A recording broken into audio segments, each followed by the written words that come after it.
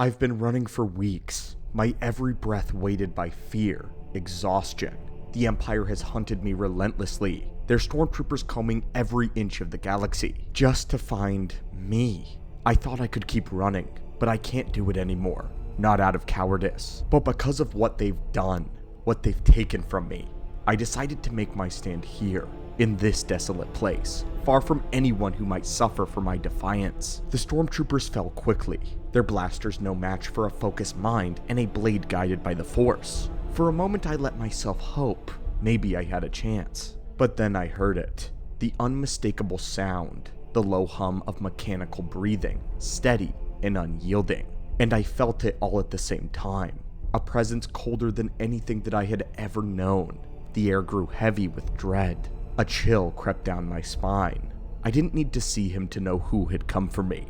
His resolve, his hate, his power, it suffocated the Force around him. It made it into something twisted and cruel. The darkness seemed to thicken, and when the crimson glow of his lightsaber pierced the shadows, all hope abandoned me. Darth Vader, the Emperor's enforcer, the destroyer of the Jedi, he was here, and I knew that there was no escape. But even as my hands tremble, I tighten my grip on my weapon. I don't ignite it just yet, not until I have to. I know I can't win. There isn't a single path in the Force where I walk away from this alive.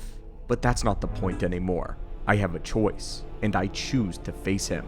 If I am going to fall, I won't be running. I will not be cowering. It will be fighting, as a Jedi Knight should. The crimson light of his blade cuts closer, his towering form emerging from the darkness like a shadow-made machine and flesh. I ignite my lightsaber, the hum of its blue light a fragile echo against the roar of his presence. This is my end, I know it, but as the Force has steadied my breath, I know that it is not just an end, it is a chance to prove that even in defeat, a Jedi can stand for hope.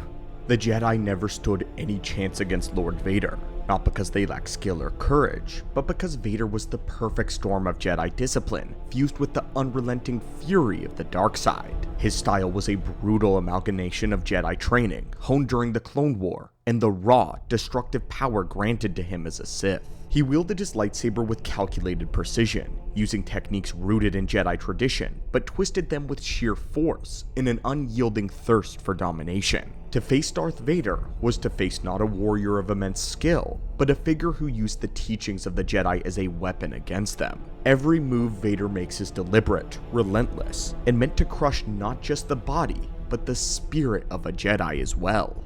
But Vader was more than even a Sith. He was a dark mirror of the Jedi and their code, a walking corruption of their ideals. Where the Jedi sought balance and peace, Vader has brought chaos and death, using his mastery of the Force to destroy rather than preserve. His presence is suffocating, his aura radiating despair, and his every action a grim reminder of consequences of falling to the dark side. As a dealer of death, Vader wasn't just a Sith, he was the embodiment of everything that the Jedi feared that they could become.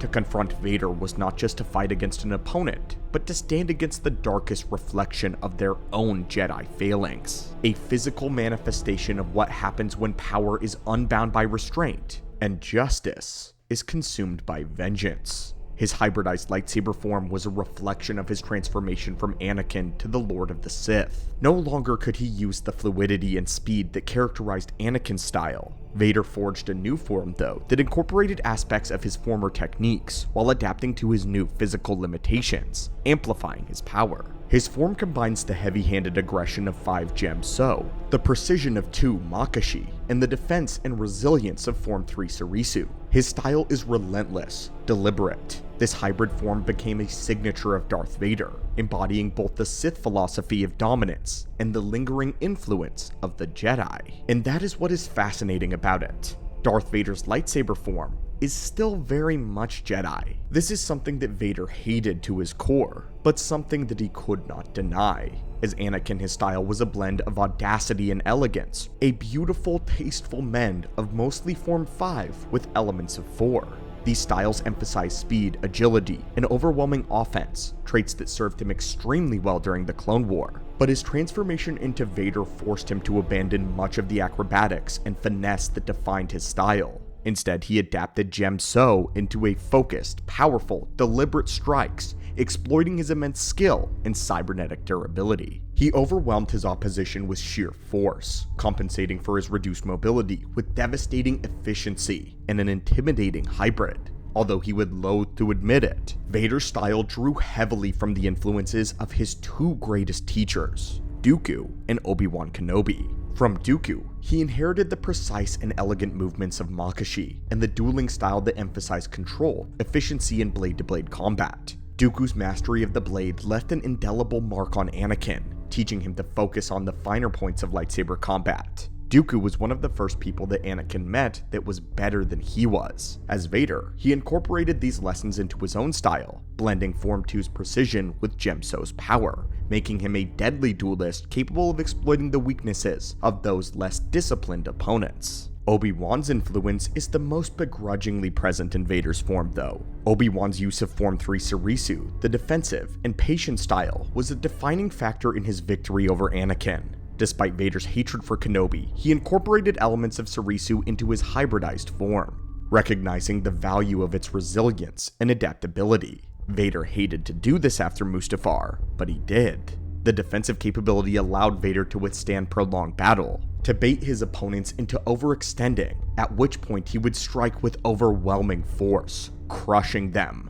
The irony of relying on the techniques of a master who defeated him is a bitter but an undeniable truth in Vader's evolution as a combatant and as a character, becoming more ruthless, more like a Sith. His style is a testament to his capacity for adaptation and innovation. He has combined the techniques of his past with his newfound strength and even his limitations, and Vader forged a style uniquely his own. The style embodied the Sith philosophy of using every resource at one's disposal to dominate and control. Vader's combat became a methodical and a terrifying spectacle. Each strike was calculated to break his opponent both physically and mentally. His ability to integrate elements of Makashi and Sarisu into his foundation demonstrated his mastery of lightsaber combat by the time that he became Vader. Vader's combat style represents his internal conflict as much as his prowess. It is a mixture of his past as Anakin and his present as Lord Vader, shaped by teachings of his Jedi mentors and the brutal philosophy of the Sith. Though he sought to bury Anakin and everything that he represented, traces of his former self and his instructors persist even in Vader's style. This duality made Vader a truly unique and a formidable fighter, a terrifying blend of power, precision, and unrelenting will. His form was a reflection of his identity, fractured, retooled, and endlessly devastating. The Jedi thought they knew me, thought they understood the limits of my power. They were wrong. My transformation as Vader demanded that I reforge not just my body, but my approach to combat. I abandoned the acrobatics and speed that has once defined me, adapting my technique into something far more brutal and unyielding. My form is a weapon of dominance, built to capitalize on my immense strength and endurance granted by my armor. Each strike I deliver is calculated to overwhelm and shatter, to force them to relent to my onslaught. I no longer fight as they do. I fight to end them, to remind them of their failure as protectors. But it is not just my strength that defines me. It is precision born of pain and rage. I have accounted for my weaknesses. My limitations are now strengths. Where once my agility was an asset, now my presence, my towering, unrelenting assault on the Jedi. I leave no room for escape. I have blended the discipline of the Jedi training with the furies of the dark side, creating a style that none can withstand. And yet I have come to terms with the lessons of my defeat on Mustafar, accepting the value of Sarisu, the defensive style of Obi-Wan, the one that he used against Anakin. But I do not use it as he does. Using defense is not a concession, but a weapon to wear down my enemy, forcing them to exhaust or overextend themselves before delivering a critical final blow. Darth Vader is not merely a fighter. He annihilates. He is a force perfected through failure, forged in fire, and in time, the galaxy itself will kneel.